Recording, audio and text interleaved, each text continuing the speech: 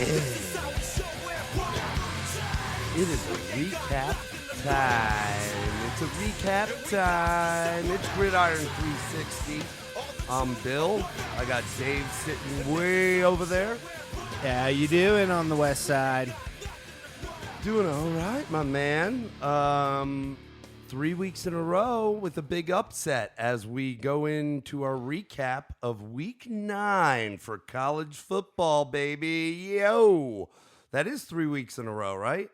Yeah, I said Who it. was last week? It was Last week was Wisconsin. The week before that was Georgia, and this week the big OU went poo poo. Nice. Yep. We will talk about that and all the other. We're really going to stick to the AP top 25. Well, quite frankly, until the real rankings come out. But for now, we're going to stick to those games. We're going to start it off with the Crimson Tide as they traveled to Arkansas to take on my man Chad Morris and the Arkansas Razorbacks. Arkansas goes into this game 2-5. Obviously, Alabama undefeated at 7-0. We know that Mr. Tua T, was out with his high ankle sprain. But was he?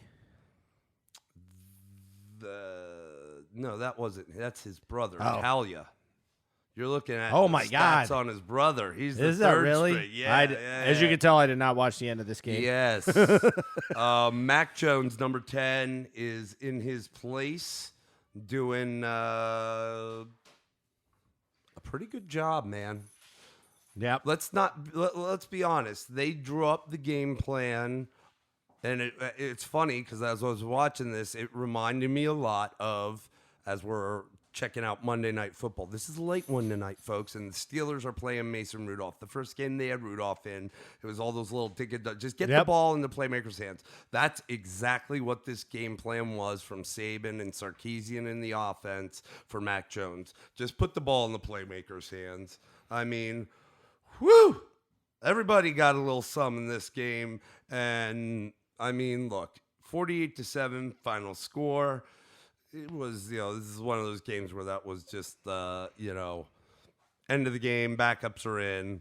Obviously, third string quarterback, brother of Tua, Talia T, Tagovailoa came in late, but that 7 points from Arkansas was just, it was in the third quarter, but it was, this game was done.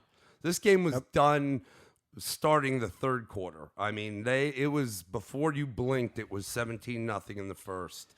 And it was not even a full blink after that before it was 24, 34, 42-0.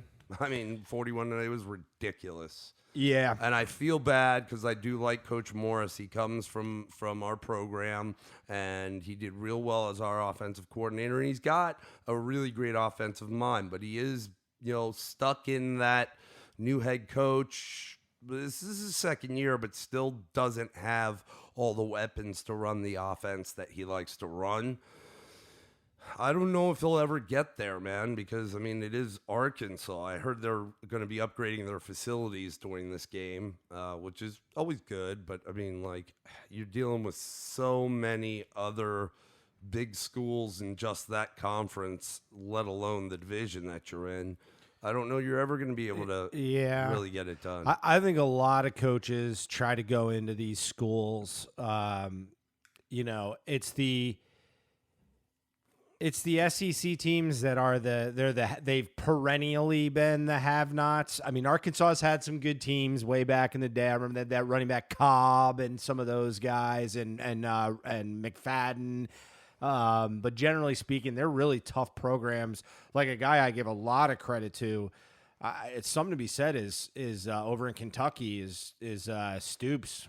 Because that's usually, I got my first big gig. I went to the SEC, and you just get pounded. He's actually maintained pretty well there, but Arkansas is kind of one of those teams. Yeah, there is something to be said about the region of the country that you're in, because Arkansas is stuck down there competing in that part of the South, almost close to the Southwest, and Kentucky's up there competing with, Tennessee, Louisville, and then even the Big Ten on the top side. So, there is something to be said about that.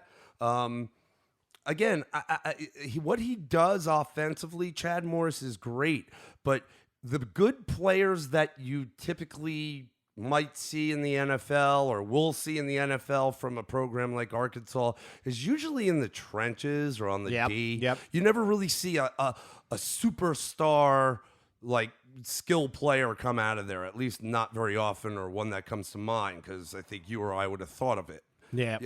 So, but unfortunately, the offense he wants to run requires some really good skilled players, fast guys, skilled players. And unless you pull an Ole Miss, sorry, Ole Miss fans, where you get the number one wide receiver, the number one, DN, the number one left tackle, not because get, you pay for. You pay for it. I'm glad that kind of came in unison. Yeah. I don't know how you're going to get it done. And, look, in this day and age, unfortunately, they may let Jimbo run out a little longer just because his contract's so high. A guy like Chad Morris, they're all high, but there's only so much time they'll give him for, they're not even 500. They're just, it's ugly as all get out. Yeah, well, you think about it. The tough part is, okay, so you're in Arkansas. You're not exactly in a state where, you're a hotbed of athleticism. And you think about where you're bordered. What are you going to do? You're going to go into Texas. That's going to be tough because right now you got Texas is doing well, but you got all the Texas schools. Baylor, Texas Tech, Texas A&M, TCU, Yep. Texas, and on top of that, you got Oklahoma going in there. Yeah, and then you got Oklahoma's pretty much got a border. And then you're talking about, Louisiana, which is probably one of the hardest states to steal people out of. So, and then you think like on your east, you got your two SEC teams in Mississippi, and then you've got your, you got a team like Memphis that controls that border. It's just it's tough. Maybe go up into Missouri, but so it's a tough area to recruit out of, and you're not going to get we're in the SEC. The best Arkansas teams were when the Alabamas were down. LSU was okay. But now Houston Nutt. Yeah, it's a lot different. The coach again, folks, coaching.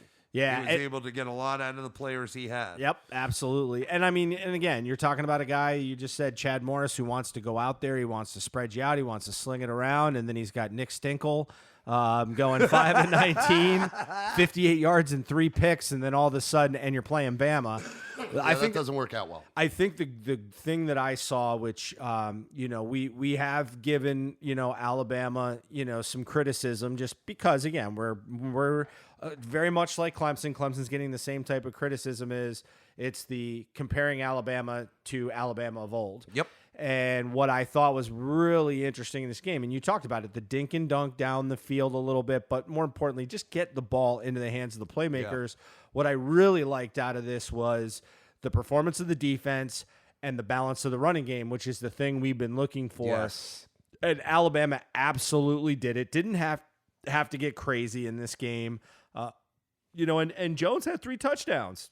So again, just get the ball into their hands, which kind of, in a way, it says a little something about Tua and his abilities, about how big a number he's putting up. But I think more than anything, I remember when I said this before, I said what's very interesting and people have to think about is the time of possession, the amount of plays that are being run against a Bama defense. Now all of a sudden they played a different game plan, and all of a sudden now this defense can bow up and they can play. They're looking to get off the field as quickly as possible. They're not getting worn down. Just as an idea, the plays here, I think this has got to be one, if not the first game, it's one of the few where Alabama's actually had more plays than the other team.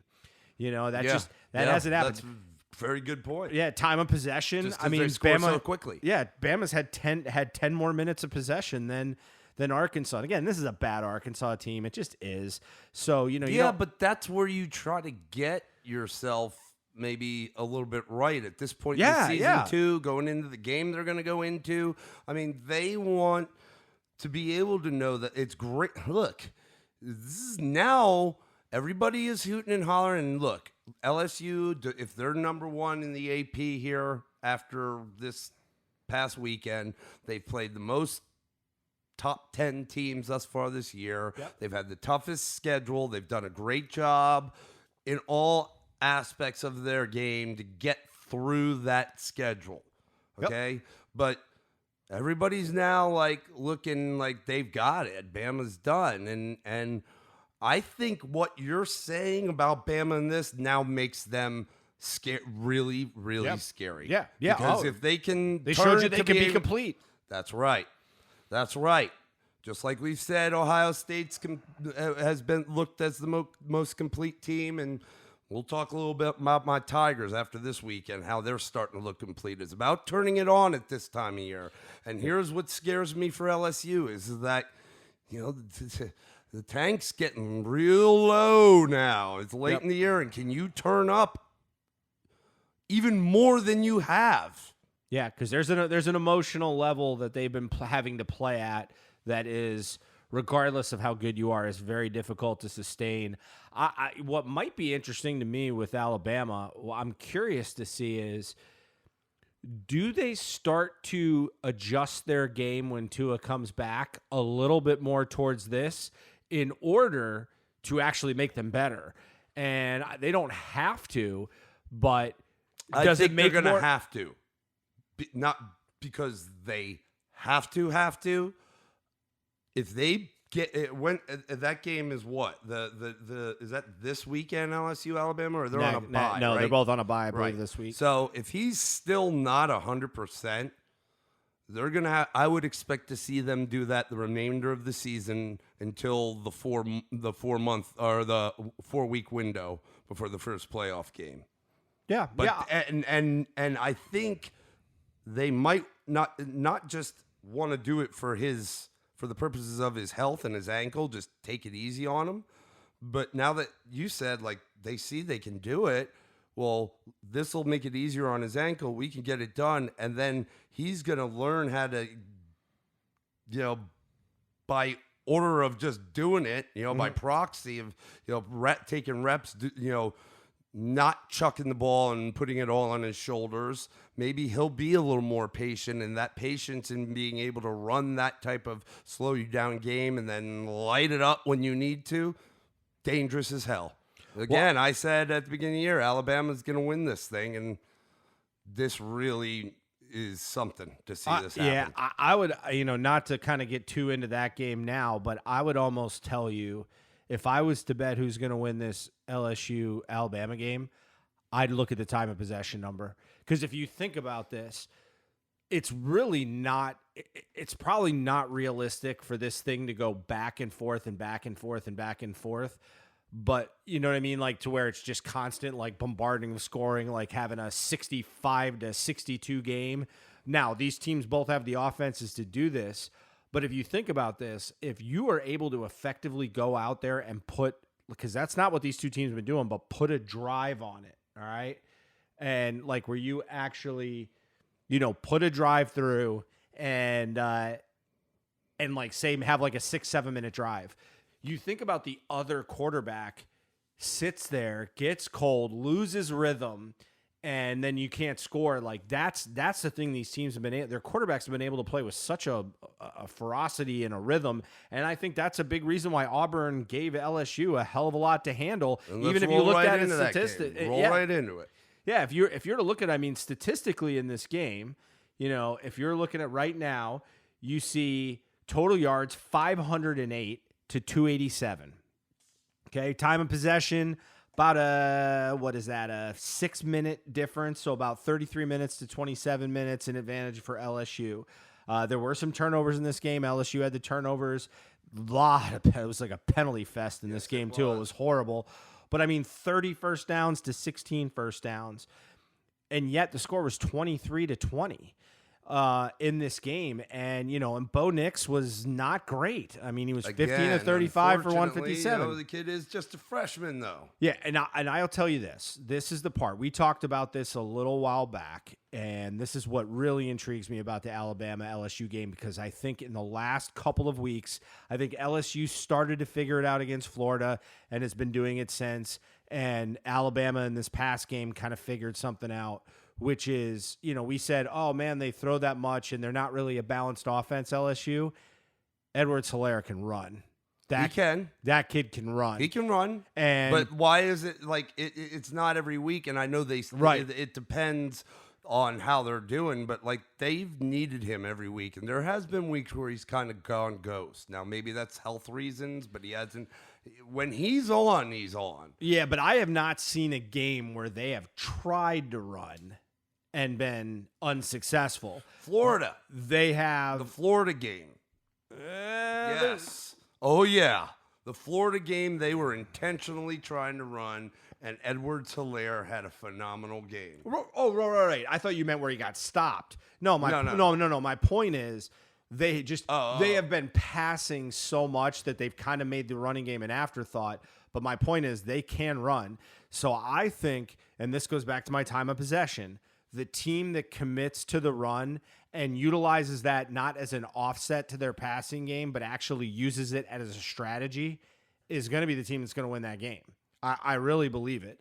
I think, and I'll say this, even with Bama's young players, and I really liked what I saw out of LSU's defense in this game. I was actually pretty surprised by some of their play there. But just Auburn's D line still is phenomenal. It is. It is. Their woes, and look, Seth Williams, he is phenomenal. Okay, yep. and their woes lie in their quarterback. That I think he'll definitely be a good quarterback. He'll get better, but he's not a superstar quarterback. He's not. Well, I got to be honest with you. I think that Auburn would be just as much talked about, and probably with another win, as LSU and Alabama, as simply as next year too. Like that's how close I think they are. I saw a lot of freshman mistakes. Defensive line, they're going to lose a lot of them. Those guys are incredible. No, but I'm saying if you took a second-year Bo Nix on this team right now, they're deadly. And when I watched the game, I just saw a few of those freshman moments. Just like when we were talking about the NFL recap and we were talking about Daniel Jones the week before last, we said he just had that rookie game. Yeah. I'm just seeing those bits of it. And think about it. You put the pressure of throwing the ball 35 times. They ran the ball, like DJ Williams ran the ball 13 times for 130 yards. He was awesome. He didn't hit the end zone, but Nick's got in the end zone on the ground. So, it was...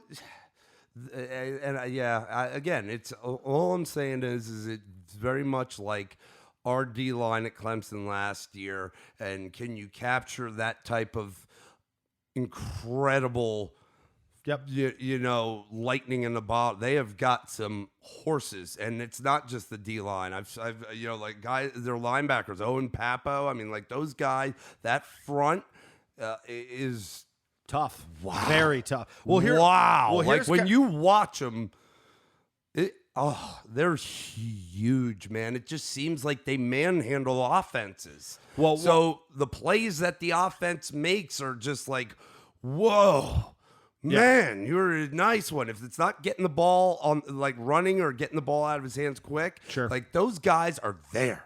Well, I think something that's very interesting is if you look at Joe Burrow's yards per completion compared to some of the other games, I mean, he was 32 of 42, so he was very efficient, well over 75%. That's actually a slip in his efficiency. Right, but if you see him, if you see him throwing at basically 10 yards a clip, like he hasn't been doing that in games. He's been getting less completions and throwing for 400-plus yards. So my point is they were creating enough pressure to have him throwing quicker than they have in the past. And that's going to be a huge challenge for Alabama. And I think vice versa. Like, I think the point is they've found this. They both have, I don't want to say exposed is the wrong word. They both have developed a running game as an afterthought to their passing games. And to me, I think that's the win. Helaire versus, it's going to be a mix, but Najee Harris and Robinson going against those, like however that balances out, whoever stays more committed. Because again, if I want to do one thing, and you can say, I want to keep the other quarterback off the field, the truth is with both these offenses, you're not really totally going to keep a guy off the field, but I don't want him to get in a rhythm. And the best way to do that is to keep him cold. And I think so whoever commits to that, because this game, I mean, this is going to be a hell of a game. Oh, it's gonna be one for the ages. The only other bigger factor will be turnovers. Here's my thing. I love what LSU's doing, and I actually saw a post-game interview with Joe Burrow today. Might have been a recording from the other night, and I just, I haven't watched a lot of his interview stuff, especially post games, and he just seemed like very, he was very humble. He wasn't very arrogant. Yep. He's just like an average Joe, no pun intended. Yep. And I like him more for that. He's like, you're gonna have a tough games. He was like Auburn, and he's like, man, that is the best team. He was giving him total credit, and he's just very down to earth and not arrogant, very humble. And I wish them the best. I wish them the best because let me tell you something. There's a problem right now, and it's deservedly so. But everybody is on the LSU train, and everybody seems so convinced for the most part, at least in the dude. I know. I mean, the media. Yeah, I just think that's a big mistake. I think the way if you're not an Alabama fan and you're just a college football fan, you're probably. Even in the SEC, probably feeling LSU just because you want them to see them I think beat people Alabama. Want to see LSU Yeah, they do. Just like they wanted to see us beat Alabama. I get that. But here's the dumbest thing. Don't forget, we lost the first time we met them, and there was all those people that wanted us to knock them over. We lost, okay? This is Alabama. We just talked about what they did in that game against Arkansas and found something. They found something, okay, to blow them out with this. And I'm not saying the kid Mac Jones is a good player. There's no bad players at Alabama. He's minimum 4-star, okay? And I would be surprised if he wasn't a 5-star considering it's the quarterback position, okay? But he is raw. But for them to put on that display, just as we discussed, and now they have a week off. Oh, buddy, they're coming, dude. The tide is coming, and you better watch out. Here's the one thing. I mean, you really look at these teams; they're very, very evenly matched, like throughout, and their game styles, even though they're not typical of those teams, are evenly matched between the two. And you bring this up with Alabama. The one advantage that LSU can't duplicate that Alabama can is been there, done that. That is huge because you're not. I mean, this is the thing about Alabama that people have to remember is much like you mentioned with Clemson, they rotate their players in a lot. Their guys that end up being starters have already seen a lot of time. Oh yeah, and they're ready to play. And here's LSU, just like I said, the tank's empty. Starters and guys, they haven't been able to rotate a bunch of guys because they've had to be in a lot of these games because they've been big games. Yep. And the tank is these dudes they need the week off. I understand that, but they can't rest during this week off. And the one thing I didn't like, which I just will never understand why guys do this, is their receiver Justin Jefferson. Goes out and says we're gonna dominate them, and I'm just like, you know what? Don't poke the bear. Yeah, don't poke the bear. You're making a mistake, my friend. That's not the team you do that to. No, I just keep my mouth shut. Let's be honest.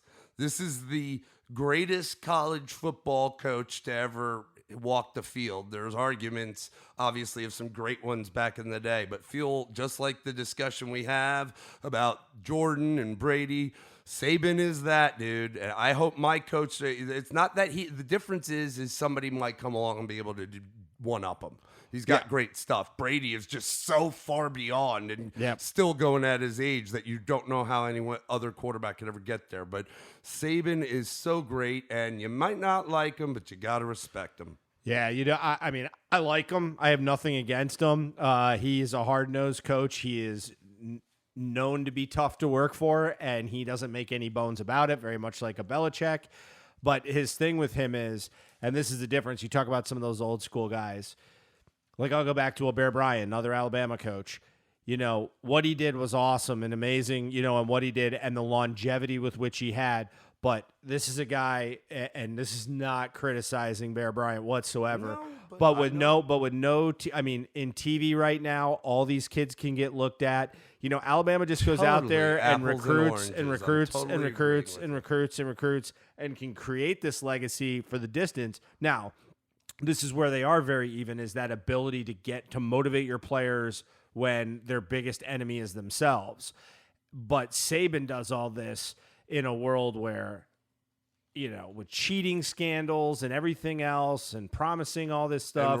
And rotating coaching staff on an annual basis. And he convinces kids in an era where nobody wants to sit as a freshman, much less until their redshirt junior year. He's still convincing kids that you're going to play eventually, but you are going to wait your turn because there is somebody better in front of you and with more experience.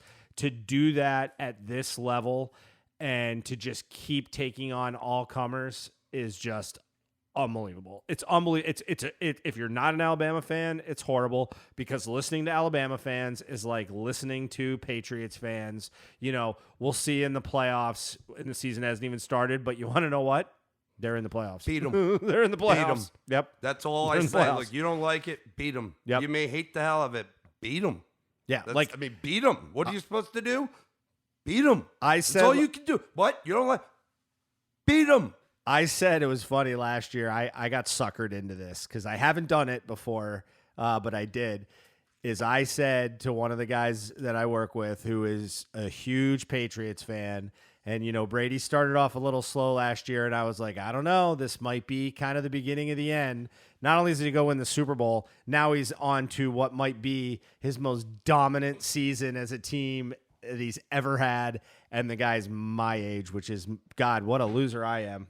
I'm still sitting here. Actually, I feel good now. We're all gonna laugh at you. Yeah. So I think this was a great start to the recap, because we're able to flow these two, and again, these two have a bye this week before they clash next weekend. Still, we have and we LSU have the cocktail party this weekend, so you won't be not entertained. Here's the best part: is LSU looked good. They got all they could handle. Auburn, like I said, is just 1 year of a quarterback away from being just as evenly in all these conversations with this team. I just think without that, if they would have had 1 year of experience for that quarterback, and that says something, because I was really impressed with the way they fought in this game, because there was turnovers. I mean, there was bad throws, there was a trouble, and then DJ Williams was just awesome in this game, and him and Hilaire both. That to me was the best part of the game, and that defensive line, just watching those manimals just going at it. They were just beasts. They are unbelievable. You gotta love that. I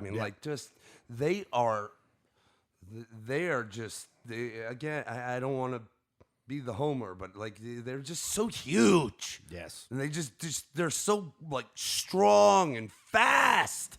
These aren't slow guys. They're just they get after you. They have a ferociousness about them, and that's fun to watch, man. Yep. It really is. Especially when you get it from the whole front, not just the D-line. Yep. All right. Absolutely. So we will move on to the next game, which is going to be Wisconsin traveling to the Horseshoe to take on the Buckeyes. Yeah. Let me just say, this was tough. It was tough. My disappointment in this game, I really, really thought that Wisconsin would be out for blood.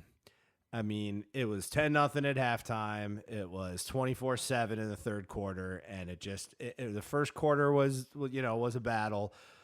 I was very disappointed, because I wanted to see Ohio State get more challenged, which they kind of did. You saw Fields only had 22 passes, 12 of 22 for 167, but did have 2 scores. Dobbins was unbelievable. Ohio State's defense, as good as advertised. Yep, they're really good. They are going to give somebody hell down the road. I think Chase Young is that good. So, I mean, like, Yep. I did see at the beginning of the game, Wisconsin was doing some good things by, either going away from him or going like right in the A or B gap, right up quick little off tackle or something like that, or a screen, somewhere, because he comes hard and fast every time, and he's awesome at it. Yeah. But you can take advantage of that if you're a smart offensive coordinator. And it appeared at the beginning of the game they were playing it right, and Jonathan Taylor was doing okay, and they were able to. They moved up the field on him. They just got shut down in the end, and I really feel more to their Wisconsin's mishaps than it was, all the Ohio weather State was defense not at the perfect, beginning. but the simple fact was Jonathan Taylor did in the end get shut down. I mean, he was 20 attempts for 52 yards. Here's the thing I liked about Dobbins. Dobbins went 20 for 163, but he didn't have some 80-yard run. His longest run was 34 yards. So they were able to consistently, and I watched this, and let's just, as good as Dobbins was, there was nobody even close to on the field as good as Chase Young. 5 tackles for losses and 4 sacks. That is Khalil Mack's best day on top of J.J. Watt in his prime's best day right there. That's absurd what he did out there. He is and the man. 2 forced fumbles. He's the man. Straight up unblockable. The guy is easily a top 5 pick. Might even be the number 1 pick. He could be. Granted, you'll probably see a quarterback. Yes, you'll see, or somebody trade up to that spot. Yeah. Depending on who has it. But I agree. I mean, like, the guy's just talk about that. He is a game wrecker. He's unreal. I like him a lot. And I got to tell you, he's the kind of guy. I don't like Ohio State, but I like him a lot. Yeah, and the scary part is with that much fanfare and knowing that's the guy you got to block, and this Wisconsin offensive line is no joke, and they got abused by him. Now you watch from here on out, from any good team, Penn State's going to do it. Whoever plays them in the title game, whether that's maybe Minnesota at this point, right?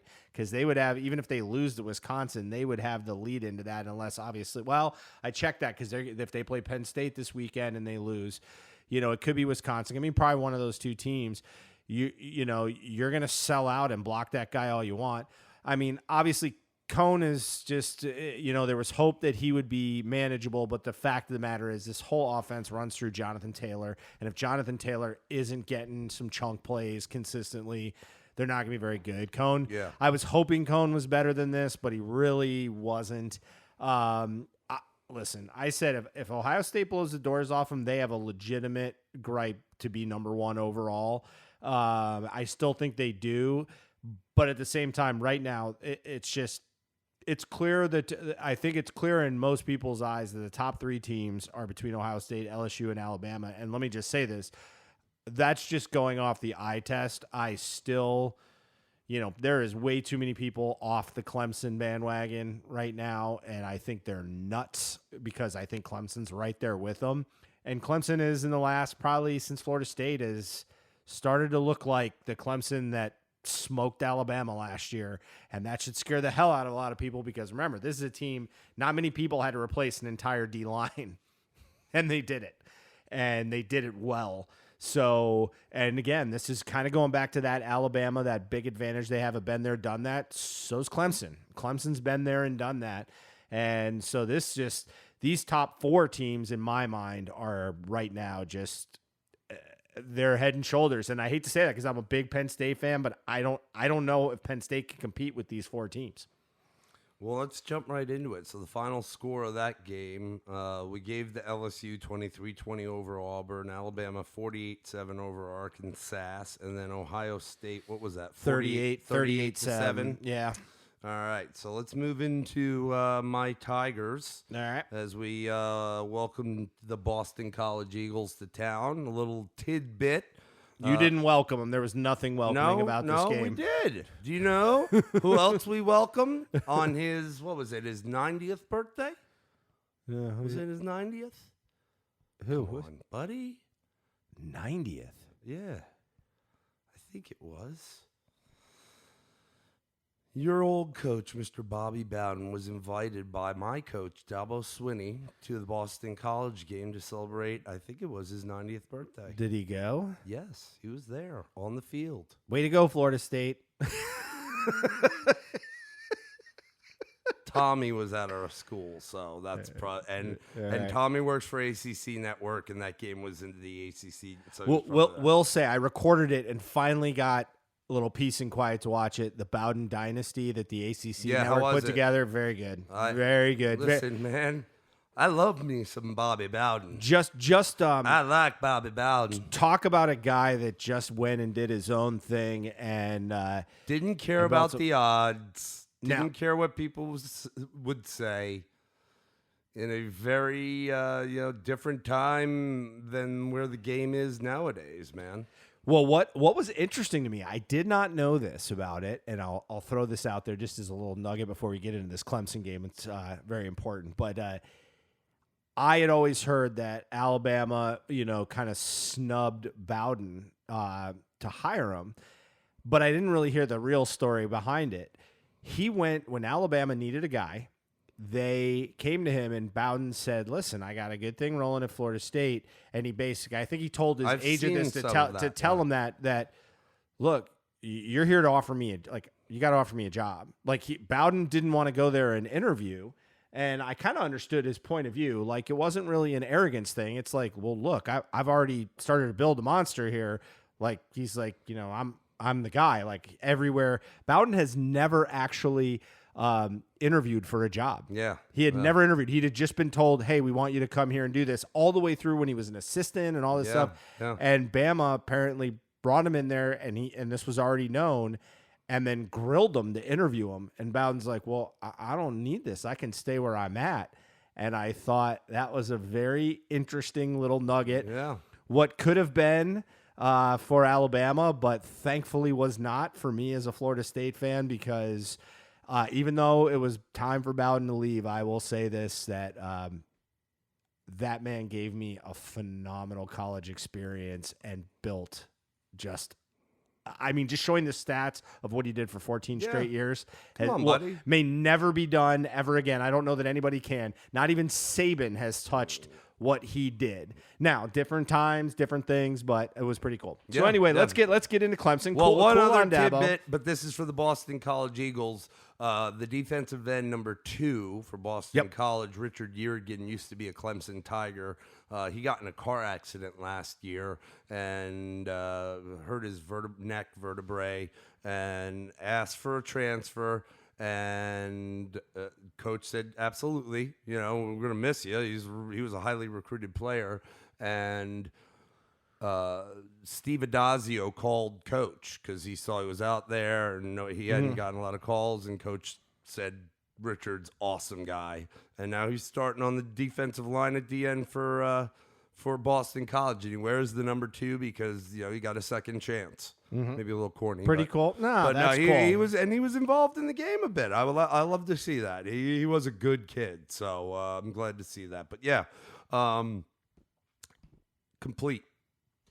I was looking for this team, and I said, you're seeing pieces. Maybe one week it might be this, 1 week it might be that. Offense, rushing, blah, blah, blah. This was a very complete game. We started off with my man Travis Etienne just hitting the ground running right out the get-go. The guy runs just like an absolute animal. He just wants to wreck your life. And that's just our starting running back. Trevor, 60-19, 275, 3 TDs. I'm sure with all the chirping, he's heard it, wanted to put together a complete game himself. Rushed the ball 8 times for 42 yards. And mind you, those rushes were, a lot of them were third down situations. We kicked some ass. Well, we kicked some ass. I think we won 59-7. That was a garbage time. And Steve Adazio is a great coach. Look, A.J. Dillon had a great game. The 7 points they scored wasn't in garbage time, and good for him. He broke some records, school touchdown record. He broke a rushing record, I think, for the school in that game. But that happened. They scored that touchdown in the second quarter. That was him. He went 19 for 76 with the touchdown. But as this got out of hand, I don't even think he really came into the game much thereafter. Well, I think the thing you got to recognize, and I'm gonna bring up a very probably people get a little cringe for this, but I'm gonna first start off with 9 different people, including 3 of them are quarterbacks, but that's okay. 9 different people ran the ball in this game. I gotta say, I don't know what's wrong with your running back Malusi or Rencher, because hopefully I'm saying those right, but both Chaz Malusi can't seem to get above 5 yards a carry. Oh, he's 4.2. Chaz, he looked good on a couple. I know. Their Rencher is, I think, a sophomore. I jest. Chaz is freshman. But here's the thing: is what this is. I want to make this point real quick. So you got all these guys running the ball. Nobody really dominated the touches, what you would normally see in any game, which tells you how bad of a blowout this is. 3 quarterbacks played in this game. And not even Fomachan, who's third string. Yeah, we put Bryce in and Batson. We put in Ben Batson. His dad is our strength and conditioning coach. They wanted he's a good kid, and they wanted to get him some time in there at quarterback, and coach, they talked about it in the post game. They're like, but dude, do you want to go change your jersey right quick or something? He's like, no, man, I think it's awesome. And it's like, what quarterback ever goes out there with number 92 on? And the coach is like, all right, dude, whatever. But this is what's awesome to me is and this is the part where it all gets lost in the shuffle. This is a game where Trevor Lawrence could have stayed in, could have probably had the big Heisman day that everybody's looking for. And he had a phenomenal game. So, but the stats don't light up like a skee ball game. But he was 16-19, 275, 3 scores. What that says to me is that's truly a kid that, and this has really come across to me this year more so than last year. This is a kid that's just all about winning in Trevor Lawrence. And remember, been there, done that. And this kid is just coming out and winning. Hasn't cared when ATN has run like crazy and been like, where's my piece of the action? You did the same thing at the receiver position. 13 Nobody people got saw more the than ball. 4 catches. 13 people caught the ball. We have, T. Higgins, going to be probably a first-round draft pick. He's unbelievable. He had a modest day, 2 for 36, 18-yard average. Justin Ross, he'll be a first-round draft pick when he comes out next year, 4 for 60. Oh, but people forget, and he's actually a senior. Number 14, DeAndre Overton. He was very highly recruited, but he's had to sit behind the likes of these guys, Mike Williams. Mm-hmm. He was around, I think that last year. No, it wasn't with Sammy, but he was I don't know. But look, we've had a bevy of receivers. We know that. Yep. 3 for 119 and 3 TDs. 2 of those were not deep balls. They were like 15-yarders that he broke a tackle and ran the sideline just for 60, 70 yards. Yep. And think about this. This is a team that in Boston College that has one of the best running backs in college football, and certainly has done it over his career. He ran fairly well for what you could do. This is a Clemson team that held the Boston College team to 177 total yards, sub 100 yards in the passing game, sub 100 yards in the rushing game. Again, mind you, who's their best player on their team by far is A.J. Dillon. And they didn't do it. It's not like they got a ton of sacks in this game. But what I like is turnover free, not a lot of penalties in this game. And Clemson just took them to the woodshed. It was a practice out there, but they did it like pros. They did it like pros. And that should scare, just like we said about Alabama figuring out their running game a little bit and playing defense. I don't care. You can tell me all you want, the ACC's garbage. They went out there and got it done. To me, Boston College ain't any worse than Arkansas, and they went out there and laid it on them. Yeah, I mean, well, Boston College, they've got they went into this game with a plus record at 4-3. Yeah. And here's the other thing. Defensively, 25 people registered a tackle on our defense. Only 6 of those with 1 tackle. Only 4 of those with just 1 tackle. The others that had the 1 tackle also had an assist. Outside of that, there was another 19 guys that registered at least multiple tackles. It's 38-7 at halftime. Everybody. That's the only thing that saw the dominating field. a team from front to end. Everybody saw the field, my friends. Everybody. I'm looking down this list. Literally, and Batson, he was a walk-on. The kid that went in at quarterback. Yep. So it's what we do. We'll play the role that the nation wants to play us in. I have a sneaky suspicion that people won't like what they see when the first college football playoff ranking comes out, because I have a feeling if it's still, us in Alabama undefeated, you'll see you're 1-2 right there. That's just my feeling, because that's what I think they'll do. But I don't care. Let's just do what we got to do. What I like about these first 4 games is we actually saw those top 4 teams get better this week, which is impressive because this is already your dominant teams. So that's what to me is really interesting. And certainly, so, again, say what you want about people's schedules and everything else. I could, with the exception of LSU, I could really pick apart everybody else's schedule if I wanted to. But the simple fact is all these teams are dominating now, and that's going to make it real interesting at the end of the year. And then why don't we do this as a segue? We're going to talk about somebody who couldn't dominate, who was expected to dominate. Yeah, this was. You were a little poo-poo on K-State, man. I mean, here's the one thing I'll say for K-State.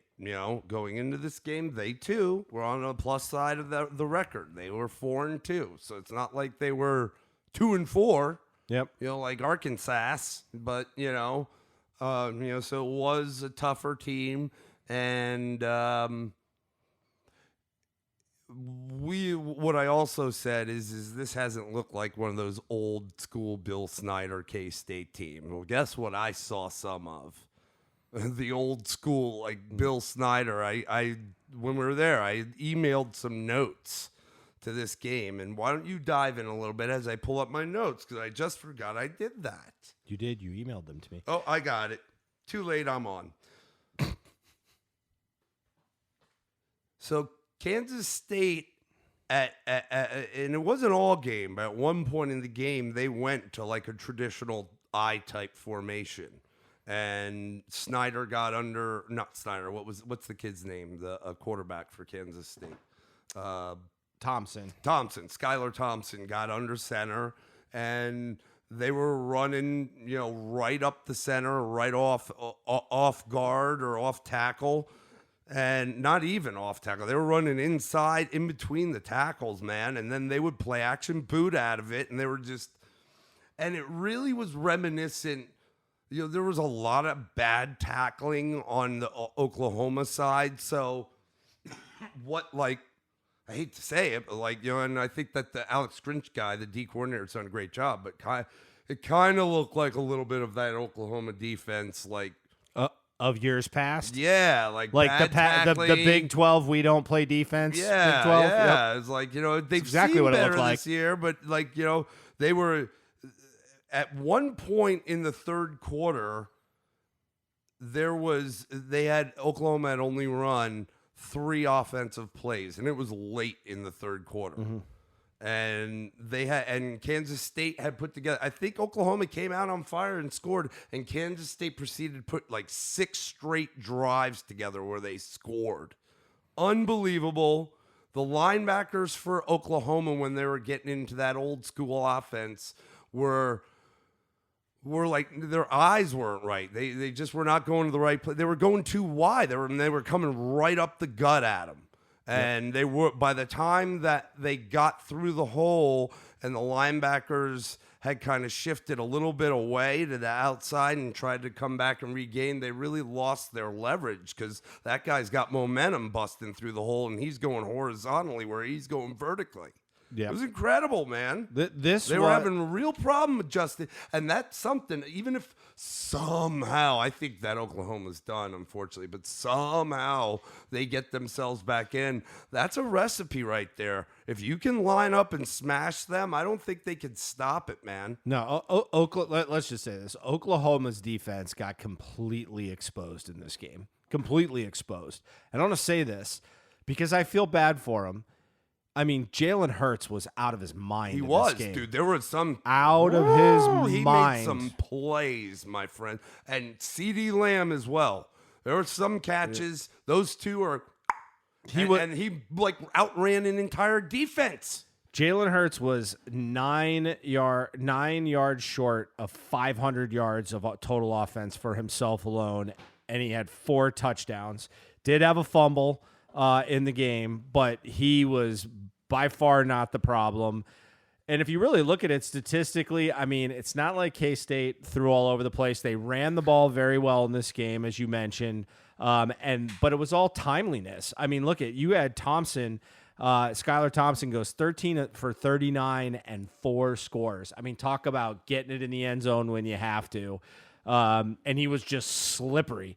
But you're right. It was bad tackling, poor sets, they were lined up sometimes. I couldn't figure out what the hell they were lining up against.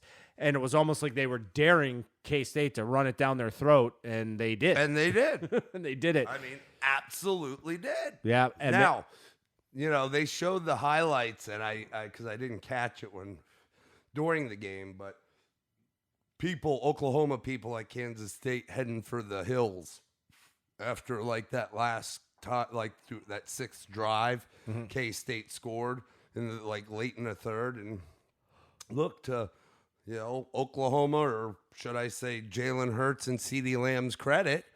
Oh, they kept fighting. Those two guys single-handedly fought back and made it a 1-score game. They get the onside kick recovered. Oh, that was brutal. They recover, they execute a perfect onside kick, and then they go back, and the replay screws you again. And can I say this about replay? Just if I can go on a little bender real quick about this, there was no angle that I saw that, and this will always bother me about instant replay, that clearly showed. Let me just say, logic when I watched the play. He touched it at the 9.5 yards instead of going the full 10. But there isn't an angle that showed it clearly. And they called it a recovery on the field? They call it recovery on the field. So they overturned it. They overturned the call. Yeah, so that's where the subjectiveness comes in. And because then it's like sometimes they've not overturned a lot this year. So what do you say? Do it or don't. That was said by one of the guys in the NFL. I think what they were saying was that they can simultaneously look, because there was a part where you could see where he touches it. And I guess maybe if they can line up 3 replays together. It kind of looked like the guy. I mean, not that I don't think. First of all, don't take these words the wrong way. I think Kansas State earned that win because on a team like Oklahoma, where you know they could score fast, you can't come off the gas, and they mounted a big enough lead at late enough in the game that that Oklahoma did what they were expected to do after that. It wasn't like they were just. That's what Oklahoma can do, is strike fast. Kansas State knew it. And they scored that touchdown in like a minute and a half before they got the onside kick or something sick like that. They mounted a big enough lead. They tried to play it slow, at the end. They ran the ball when they had to, just a run clock. But it looked like there was a Kansas State guy on that onside kick that kind of blocked dude into the ball. Yeah. I don't know if that accounts for anything, but I mean, I don't think it matters on a kick. Let me just say this: it was perfectly executed. I feel like it was the right call. It just doesn't follow the letter of the rule to me. But I could be wrong. But anyway, I'm not crying for Oklahoma. Oklahoma should never have allowed this to happen. Yeah, that's right. It was Kansas they State deserve did a good job. And Kansas State, and to kind of back to your point though, at the end of the game, like part of me was like, you have to go for the kill. Like this team can score too quickly, and Kansas State kind of didn't do that, and No, but almost they did cost slow themselves. it down. Even though they were getting 1, 2, 3 and out, they did run the clock, Right. and what at the end was causing Oklahoma to have to use their timeouts, which they did. It put them in a very precarious situation, and like only a miracle could have got them back in that game. Now, and you could question whether they should have went for the touchdown there at the end or just kicked the field goal. They needed 2 scores anyway. I don't disagree with it. Certainly not with that. It was a perfectly executed. Well, part of the problem too is if you go. This is the other thing people don't understand is if you go for that field goal and you kick it, you are making it where you have to get a 2-point conversion. Whereas if you go for the touchdown and miss the 2-point conversion, at least you have to get a touchdown to win. So I listen, I don't disagree with anything. The simple fact was Kansas State did everything they had to do to win this game. It was a tough crowd to play in. They were all over the place. They had Oklahoma out of sync at points. Again, nothing to say with Jalen Hurts, but the simple fact was this was poor defense, and that's why they won. So I would agree. Yeah. Oklahoma. Yeah, unfortunately, they go down. Final score 48-41.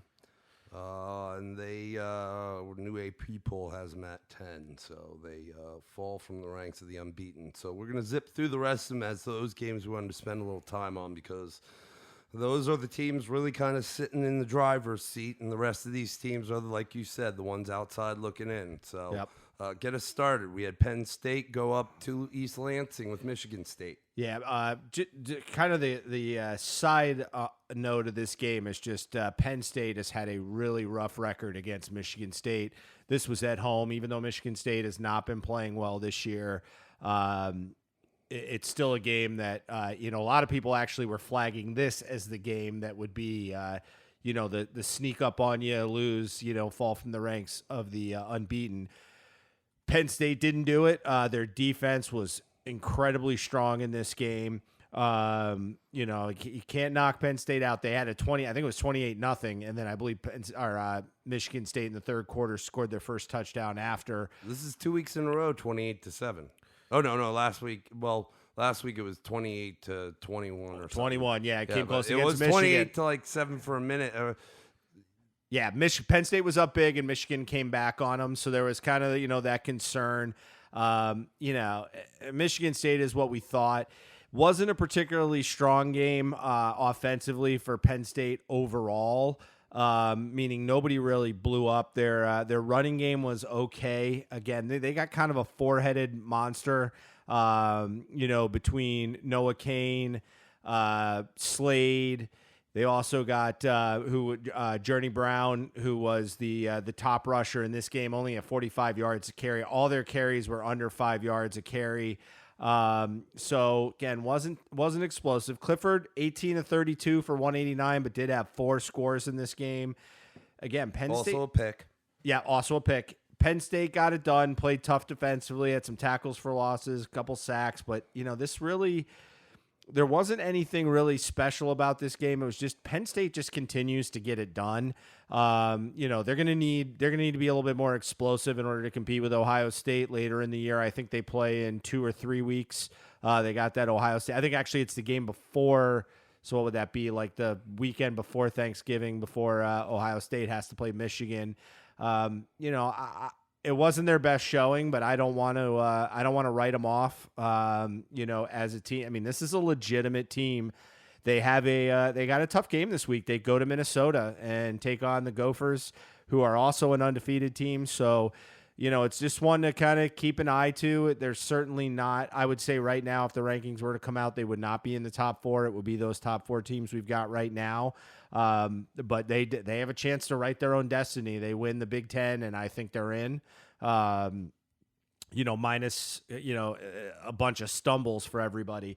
So just again, I don't really have much more to add to that. Like I said, it wasn't anything really explosive offensively. It was just another Penn State win where they they battled it out and they won like they've been winning. Yeah, I mean, look, Brian Lewerke for Michigan State, not very good. 16 of 34, buck 65, no TDs, a pick. This is a guy who seems like he's been there for 35 years.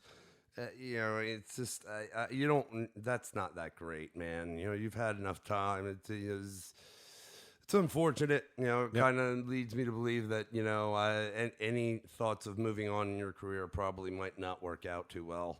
But who am I to say?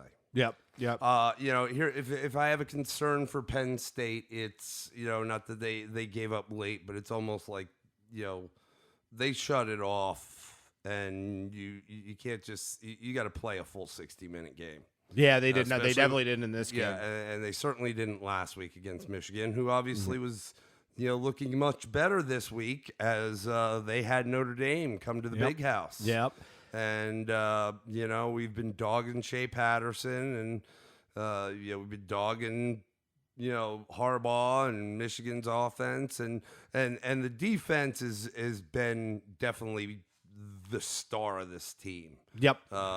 Throughout the year. If they've done anything, it's been because the defense has played real well. And it did here today. I mean, Ian Book was god awful. Yeah, you took the words. I literally was going to say that. He was 8 for 25, 73 yards, no picks, and had only one TD. It's not very often that I see it, but it does happen where Bleacher Report, instead of giving quarterback ratings, gives symbols. Yeah, they give him the poop. Ian, you got the poop. You got the you poop. Even threw. You were one touchdown and no interceptions, and you still got the poop. He wasn't getting any help, and it also kind of. This is indicative of, and the weather wasn't great, but it's indicative of bad offensive line play, maybe bad play calling, because on the ground, nothing. Smith 5 for 15. Tony Jones Jr. 8 for 14. Ian Book himself 6 for 13. I mean, nothing. Nobody averaged more than 3 yards a carry. Yeah, there was a couple big passes in the game that they made. Komet scored. He was like, if anything was happening, it seemed like he might have been involved, even when there was one play that I think got called back due to a pick play. But I mean, look, for Michigan, like I said, their star has been primarily the defense. Not that I think that, and the running game, the defense has been playing better. But that's longer. where I was about to go. The running game that they displayed in this game was they've had Charbonnet's had a few games this year that he's done really well. Yep. But I mean, between him and Haskins, I mean, you're talking they're hitting over 225 yards on the ground just between those two guys. And then even the other guy, True Wilson, was 6 for 45. They ran for over like 250 alone. Yeah. I think really what happened here is, again, Michigan is playing much better. I said after last week against Penn State, that was probably the most inspired performance I had seen all year from Michigan, and they absolutely pummeled Notre Dame. Like, this game was They've been ugly. Under Harbaugh. I think they're like 1-11 or something in going against top 10 ranked teams. They're like 1-11 under Harbaugh. Yep. Michigan is, and it was just kind of a matter of time too, man. I mean, like, can't be that bad. Listen, come the end of the season, they may be, they go to the, Ohio State goes to Michigan this year, and that's the last game of the year. And after having to play Penn State the week before, because that's the game the week before, those last two games for Ohio State plus the Big 12 or Big 10 championship, we might, they might not remain unbeaten. But no, we'll see. and I would say if really for these top four teams, I think the way to beat them is going to be keep these explosive offenses off the field. And if you can play defense and run the ball, you can do that. So, maybe I don't want to just crown this being, the new Michigan yet. But, these are good signs. And if they can finish out the year undefeated and then go into Ohio State, I'd be nervous if I was Ohio State. They've dropped, 2? They're 5-2 right now. Yep. So I mean, they're not going to make the playoffs. No two team have. No. I mean, like, so, but they could end up on with a good showing, and that could be their premier game this year. Is not Harbaugh getting a win against Ohio State. So yeah, my biggest concern is Shea Patterson's still 6 for 12 and 100 yards. Great, but like if you have to lean on him, he tends to fold. But again, they're not having to, and that is why Michigan looks good. They can run the good. ball. I mean, I think that is, if I look at Ohio State, that their defensive, I think it's easier to run on them than throw on them at this point of the season. Yep. So let's move on. So the final score of that game, Michigan 45, Notre Dame 14. They are definitely out of the picture because they don't have a conference championship game. So let's go on to another game, one of the undefeated teams left out there, and that was SMU at Houston. This was the Friday night affair, was it not? Or Thursday night affair. Yeah. So SMU comes in 7-0, ranked number 15th in the country, weren't they? Mm-hmm. Okay. Good stuff. 16. 16. I watched some of this game. Shane Buechele, the quarterback transfer from Texas, has looked really good this year. And I mean, I don't know, he's not playing in like a Power 5. He's doing a great job. I mean, he looks like a little bit of a gunslinger. Yep. It's like it's a little Brett Favre-ish. He is pretty good. Good for that kid. Because I always thought that he had some ability at Texas. And look, Ellinger is a good quarterback too, and the right man maybe won the job. I said maybe won the job. But look, he's doing a great job. They win against Houston 34-31. It wasn't something they just want. Houston gave them a fight. Especially at the end. But that can't be the MO of my man over there. Why do I always forget the pet of? He's not really pivotal. No, he don't touch kids. Yeah, he's Dana Holgerson. Why? I know this all the time. He does look like he went on a bender the night before every day. Not really, especially when that hair gets loose by an end of a game like this. Not really the MO you want to have, as every game you have to, it's too little, too late. Yep. You know what I'm saying? Because that's kind of what this season's been now. To their credit, they lost some good players that decided to sit out the year, whether they're going to the draft or transfer, who knows. But SMU continues to roll. State. Yeah, SMU continues to roll, wins this game 34-31. They do have some games coming up. Is that the game day this week is going to be at Memphis, who is ranked right now 24, and SMU's coming to town, undefeated. Take them on. Should be a fun one to watch. Let's see. Yeah, Memphis is. I think they're like 5-2. No, why? I think their first loss was 2 weeks ago. Did they lose this weekend? No, they only had one loss. I don't know. I'm having slowness with the computer. Who knows? But game day will be there. Whether they have 2 losses or 1 loss, they a good team. It should be a good one matchup. loss. They're 24 in the country, 7-1. Thank you. If we had our producer. All right, next game. Maryland travels to Minnesota to the Row Your Boaters, to my man PJ Fleck. The Gophs, what did they go into this game at 15, 7-0? 17. Absolutely throttled the Terps, who are now 3-5, 3-4 before this. Gophers remain undefeated, 8-0, 52-10. Give us a little feedback on this game. I mean, this was ground and pound for Minnesota. To give you an idea, Minnesota had 2 yards shy of 500 total yards. 321 of them were on the ground. Everybody got a touch in this one. It seemed like they had 7 guys run the ball. Every one of them 5+ yards a carry, 4 touchdowns on the ground. And not that they can't throw it, but man, they just absolutely ran everywhere. Tanner Morgan, their quarterback, 12 of 21 for 138, 2 scores and a pick. So not terribly prolific through the air, but they just beat them down. Very clean game. And defensively held Maryland to 210 yards. I mean, Maryland has kind of been a mess.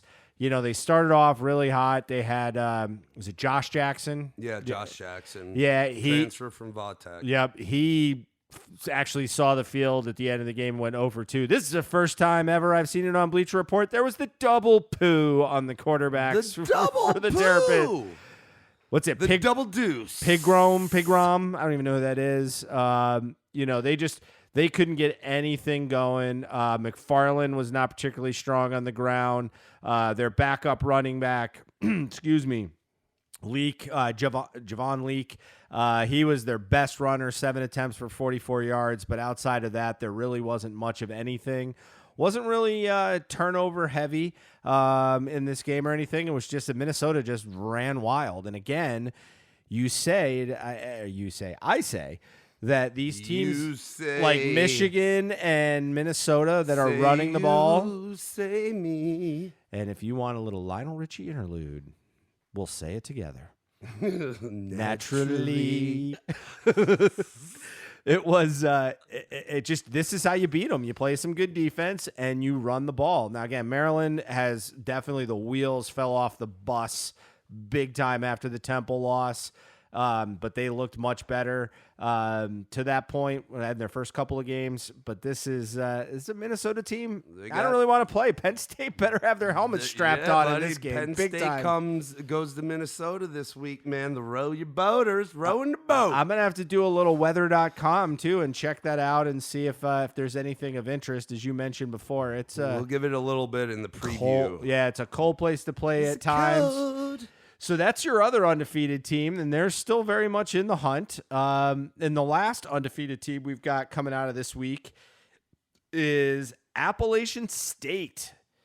Took on South Alabama. Who did South Alabama play last week? They played another undefeated team. They played Troy. Yeah. So Maybe I was thinking about this game. They played Memphis earlier in the year. Okay, because that South Alabama, was like third game of the year. They opened the season at Nebraska. Yeah, they've played a lot of name teams. I won't always say good teams. I think Louisiana Monroe was a few weeks ago, and I think they're pretty good. Yeah, and Appalachian State, remember, again, they lost their coach. Their coach went on. Louisiana Lafayette, the Raging Cajuns. That's who it was. Okay. They play them actually in 2 weeks. They haven't played them yet, but they're good. Louisiana Lafayette's a pretty good team. Yeah, sorry. They ran really well in this game. South Alabama's just really not much. I mean, only had 139 yards of offense, but App State, 445 yards, did a lot of the damage on the ground, 331 on the ground in this game. Didn't turn the ball over, did they turn the ball over? No, they did not turn. Yes, they did. They fumbled the ball one time. This, again, App State, the story we really want to talk about with a team like App State and probably SMU for that matter is, can they get into one of those big 6 bowl games on New Year's 6 game, which is going to really require them to win out. And have a good showing. Yeah, even if you don't win in that game, but you put up a tough game against maybe a good team, which, as you can look at, some of these one-loss teams that might end up in there, it'd be pretty good. Yeah, I mean, you could end up playing a team like Oklahoma. You could end up playing a team like Michigan, maybe even Notre Dame. The winner or the loser of the Penn State-Ohio State game, maybe a Minnesota. So there's some Baylor, if they end up, or somebody else in. You never know. But there's a lot. There's some good ones. So one thing that I am curious about, which how in the next 2 years.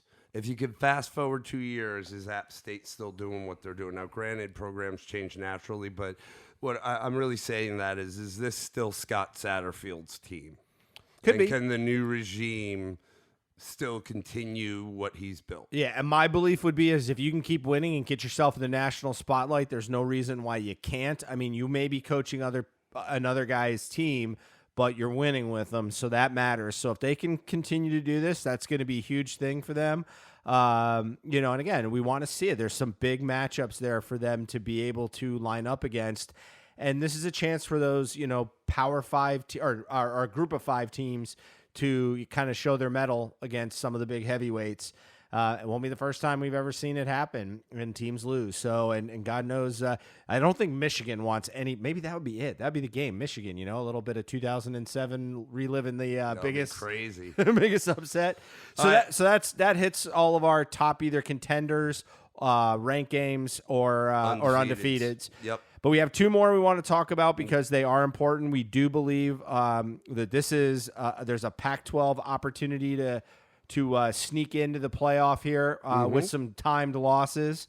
First game is Washington State headed to Eugene and took on the Quacks.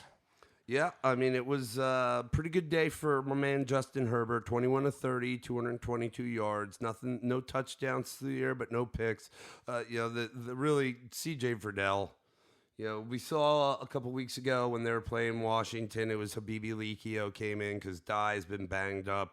And, they started the game out with Verdell.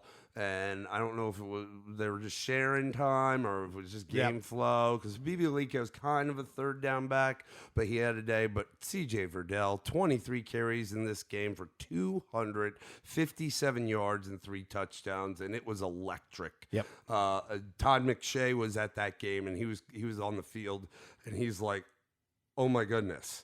Like, this guy is like just lightning, I mean, he was just everywhere. He's not a big guy, but he is just speedy, McGreedy. They only count the yards on the field. There was talk that potentially Verdell in this game might have actually run the entire circumference of the earth, but we don't know. Don't know. He's like Speedy Gonzalez. He disappears, and he could have already done that and been back and running the same play. It was unreal. It was good. And what I love more about this, and again, I kind of talked about this with Trevor Lawrence, is Herbert just likes to win. I could tell there's just something about him when I watch him play. Again, he didn't have a Heisman day or anything. He went 21 of 30 for 222 yards, but it was very, very important for them to have this balance because I think the difference in this game was the balance. I mean, you talk about a team put up 528 yards, 306 on the ground, 222, as I mentioned, through the air. But where then you look at Washington State, who lost this game, and it was a close game. 32 of 50 for a 406, 3 TDs, and 2 touchdowns. Pretty good. I mean, look, I was but excited they didn't about run, this. But they weren't able to run the ball. The mad scientist in this game, but they did run the ball. It just didn't work out for them. Like, I got to tell you something. Speak on it. Speak on it. I got to tell you something because the mad scientist was in this game, and he always is going to steal the stage for me. Okay, but can we talk about the running back for Washington State, number 21, Max Borghi? This guy, I mean, he is Christian McCaffrey 2.0. And I'm not just saying it because he's a white kid. This kid was carrying the ball and catching the ball and blocking. He was their, like, all-purpose guy. Swiss Army knife? Man, I'm telling you, this guy, he was leveling people and I think he's only like $197, man. Yep. He needs to put on a little meat, but he is short and stocky. I like Max Borghi. I'm going to keep my eye on number 21, Max Borghi. I was just trying to get a quick update to see what year he is. Yeah, I was going to see. What year is he? I like me some Max Borghi. He's only a sophomore, so he's got a little time to put on a little bit of weight. He is something. I guarantee you next year there's going to be some talk about Max Borghi. He is 5'10", 196 listed here. I mean, I like it. He looked phenomenal. And this team never gave it up. They fought. They were winning at points of this game, Washington State. The mad scientist, buddy. Yeah, I mean, this is no joke. You're going against an Oregon team. And again, think about it. They put 35 points up on an Oregon defense that is not really particularly easy to score on. They've had a very, very good year defensively. And again, you kind of got to do that, get these teams off balance to do that. But yeah, I mean, like I talked about it before with Verdell. This was the Verdell. Let me rescind that. This game was all about CJ Verdell and the Oregon offensive line. That's what it was about. Yep. The other game we want to touch on was the that has Pac-12 implications, which is why I said if these two teams win out and meet in the North, winner of the North and the winner of the South meet in the Pac-12 championship with the one loss, the Utah Utes and the Oregon Ducks. One of those teams has now, with Oklahoma getting bounced, has a serious shot at this thing because LSU or Alabama is going to have a loss. Penn State or Ohio State's going to have a loss. So, there's some other outside things that could still play in with Minnesota and with Baylor. Yep. We're not expecting that, but look, every week for the past 3 weeks, a big one has dropped. So anything can happen. But at this point in time, the winner of the Pac-12, if they continue on the unbeaten to the championship, that winner between the Utes and Oregon has a serious shot at the playoffs. So this week, Cal went to Oregon to take on the Utes. Got dominated. The defense was kind of the thing for Cal early on. Got abused. Every time I turned around, this and Washington was on at the same time. I was watching the Washington game, and every time I flipped over, the Utah offense was just rolling over the Cal defense, and seemed to score every time I was watching them, quite frankly. So, listen, anytime you hold any major Power 5 team, I don't care who they are, to under 100 yards of total offense, I mean, I didn't even realize this, and they've definitely climbed the ladder, but they're 4th in points allowed per game and 3rd in yards allowed per game in all college football. We were talking about how we saw some things that made really, like the Alabamas more dangerous and LSU and Clemson because they were starting to get right. This is a Utah team that I kind of been waiting to see something like this out of them, and, man, they're picking the right time to get tough at the end of the year, and I got to tell you, this might be one of the best conference games we see is if Oregon ends up playing Utah, both of them being one loss. So, really, really good stuff we saw out of them. Just keep in mind, too, this week, we'll kind of just want to run this down. Baylor was on a bye week. Obviously, they are one of our undefeated. And next week, this weekend coming up, we've got the world's largest cocktail party. I will not call it anything differently, no matter what. I love the alcoholic undertones, and I'm going to celebrate them with everything that is in me. Yes! So we got UGA in Florida. They're going to battle it out. That's going to be pretty much to go play for all the marbles in Atlanta at the end of the SEC year. So we're excited for that. But those 3 teams were all on a bye this week. Correct. So we appreciate you listening. We'll get this out and up. We'll get you a recap of the NFL after this. Wow. After this. Check the Pittsburgh at awesome 4th quarter 9:02 game. Check out the guy's face mask. What was that? What was it? He looks like it's James Conner. He looks like Fitzpatrick. No, but who was the guy that used to play for them that was like a defensive tackle, white guy they had that had always had a really big beard for Pittsburgh? Oh, God, I'm blanking now. I don't know. I'll have to ask Lee. She likes the Steelers. Yeah. Oh, yeah. He's got a face full of grass. It's awesome. pretty cool. And then they flash over to Fitzpatrick. It looks the same. It is. You're right. Guy. To be time relevant, it is very Fitzpatrick. Good, very good. So we appreciate. Sorry for the sidebar. We'll get you the NFL recap out. We'll get that going tomorrow. We got some fantasy, got some college and NFL previews. It's good. It's great. It's Gridiron 360. Have a great night.